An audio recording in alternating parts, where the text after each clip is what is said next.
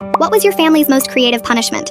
My father believed that women who misbehaved needed to lose a tooth for every offense. By the time I turned 18, my mother was missing half her mouth, and my older sister could barely chew solid food anymore. Dad kept the pliers in a special wooden box on the mantle like they were something to be proud of. He'd inherited them from his father, who'd inherited them from his father before that. 4 generations of keeping our women in line, he'd say, while polishing the metal until it gleamed. My brothers would nod along like this was completely normal, while us girls stayed silent because speaking up counted as misbehavior. The rules for what counted as misbehavior changed depending on Dad's mood.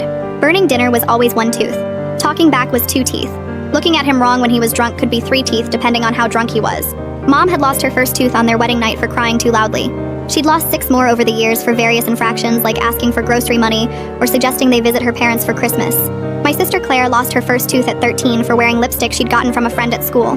Dad had spotted the faint pink residue even after she'd tried to wipe it off in the bathroom. He'd called all of us into the living room for the ceremony like he always did. My brothers held her arms while Dad got his pliers, and Mom just stood there with tears rolling down her face, because crying silently wasn't considered misbehavior, but trying to intervene was worth at least 2 teeth. I learned to be invisible after watching what happened to Claire. Never spoke unless spoken to directly. Never made eye contact. Never did anything that could be interpreted as defiance. But perfection was impossible in our house because Dad would find reasons to punish us, even when we'd done nothing wrong. He'd claim we'd given him a look, or had an attitude in our voice that only he could detect. Mom tried to protect us in small ways without directly defying him. She'd warn us when he was in a particularly bad mood so we could hide in our rooms. She'd take blame for things we'd done, hoping he'd be satisfied with punishing just her. By the time I was 16, she was missing 12 teeth and could barely eat anything harder than soup.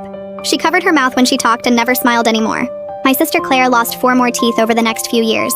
1 for coming home 5 minutes past curfew. 1 for getting a B on her report card instead of straight A's. 2 for refusing to quit her after-school job when Dad decided she was getting too independent.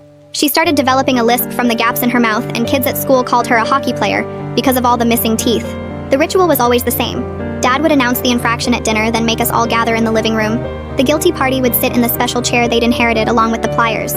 My brothers would hold her shoulders. Dad would make a speech about maintaining order and respecting authority while heating the pliers over a candle flame to sterilize them.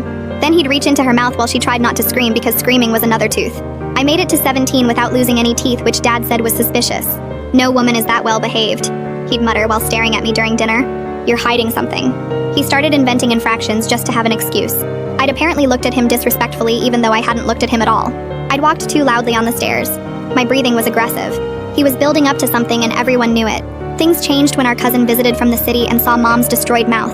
She pretended everything was normal during dinner, but I saw her taking pictures when she thought no one was looking. 2 days after she left, we had cops at our door. Someone had reported suspected abuse.